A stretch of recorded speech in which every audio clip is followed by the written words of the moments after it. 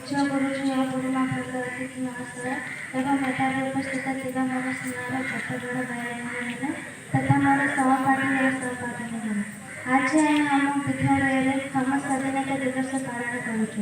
ଏହି ଅବସରରେ ମୁଁ କିଛି କହିଥିବାରୁ ନିଜକୁ ଭାଗ୍ୟମାନ ମନେ କରୁଛି। ମୁଁ କହିବାରେ କିମ୍ବା ଭାଷାରେ କିଛି ତ୍ରୁଟି ଥିଲେ ମୋତେ କେବେ ମନେ କରେ। ସ୍ୱାଧୀନ ଶବ୍ଦଟି ସମସ୍ତଙ୍କ ପାଇଁ ସ୍ୱାଗତଯୋଗ୍ୟ, ପରାଧୀନ କଷ୍ଟଦାୟକ। ବଣର ପଶୁ ପକ୍ଷୀମାନେ ପଞ୍ଜୁରୀରେ ରହିବାକୁ ଚାହାନ୍ତି ନାହିଁ, କାରଣ ସମସ୍ତେ ମୁକ୍ତ, ସମସ୍ତେ ସ୍ୱାଧୀନ। ଜନ୍ମଠାରୁ ମୃତ୍ୟୁ, ମୃତ୍ୟୁଠାରୁ ଜନ୍ମ, ସମସ୍ତେ ସ୍ୱାଧୀନତା ହିଁ ଚାହାନ୍ତି। ଖାରଡ଼ ଖରାଡ଼ ଗତିରେ ମଣିଷ ବା ଜାତି ପରାଧୀନ ହୋଇଯାଏ। ଦୁର୍ବଳତାର ସୁଯୋଗ ନେଇ ଦୃଢ଼ ଏକତା ଅଭାବରୁ ଶତ୍ରୁମାନେ ଆମ ଦେଶକୁ ଅନେକ ଦିନ ଅଧିକାର କରିଥିଲେ। ସେତେବେଳେ କଥା କହିବା, କାମ କରିବା, ଖାଇବା, ପିଇବା, ବସିବା, ଉଠିବାରେ ଆମର ସ୍ୱାଧୀନତା ନଥିଲା।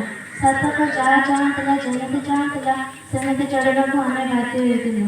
ଇଂରେଜମାନେ ମାତ୍ର 30 ପାଉଣ୍ଡ ଖର୍ଚ୍ଚ କରି ଯେଉଁ ଇଷ୍ଟ ଇଣ୍ଡିଆ କମ୍ପାନୀ ଗଢ଼ିଥିଲେ, ସେହି କମ୍ପାନୀ କେତେକ ବର୍ଷ ଭିତରେ ପୂର୍ଣ୍ଣ ପବିତ୍ର ଭାରତକୁ ଖଣ୍ଡକୁ କରାୟତ୍ତ କରିନେଲା।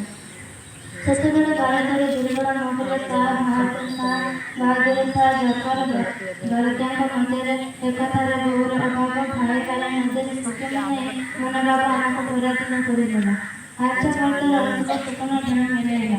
1757ରେ ତୁଳସୀ ଯୁଦ୍ଧ, 1764ର ବଂଶର ଯୁଦ୍ଧ ପରେ ଭାରତ ମାତା ଛିନ୍ନମସ୍ତା ହୋଇଗଲେ।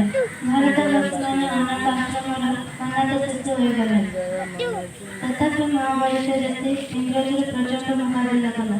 ସିରାଜ ଦୌଲାଙ୍କ ଠାରୁ ଆରମ୍ଭ କରି ଟିପୁ ସୁଲତାନ ଜୟରାଜଗୁରୁଙ୍କ ଠାରୁ ଆରମ୍ଭ କରି ଲକ୍ଷ୍ମଣ ନାୟକଙ୍କ ପର୍ଯ୍ୟନ୍ତ ଦେଶ ପାଇଁ ସମସ୍ତେ ପ୍ରାଣ ବଳି ଦେବାକୁ ଆଗେଇ ଆସିଲେ।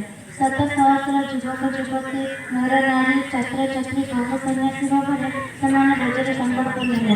ସେମାନେ ଚାହୁଁଥିଲେ ରକ୍ତ ବଦଳରେ ମୁକ୍ତ, ପରାଧୀନ ବଦଳରେ ସ୍ୱାଧୀନ। 1857ର ସିପାହୀ ବିଦ୍ରୋହର ଝାନ୍ସୀରାଣୀଙ୍କ ରଣକୌଶଳରେ ଇଂରେଜ ସେନାପତି ଚମକି ଉଠିଲେ।